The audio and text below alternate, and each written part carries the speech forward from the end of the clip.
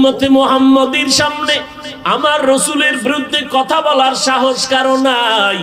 কল্লা দিয়ে দিবে, আমার নবীর জন্য জীবনকে বিলায় দিবে। আল্লাহ তাআলা নবীর উম্মতের মাধ্যমে নবীর সম্মান বজায় রাখতেছেন।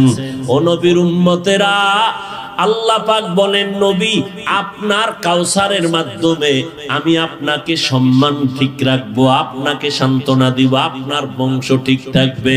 আজকে সারা দুনিয়ার মধ্যে এমন কোন জায়গা নাই যেখানে নবীজির গুণগান নাই। আজানের মাধ্যমে আশহাদু আন্না মুহাম্মাদার রাসূলুল্লাহর আওয়াজ আছে না নাই?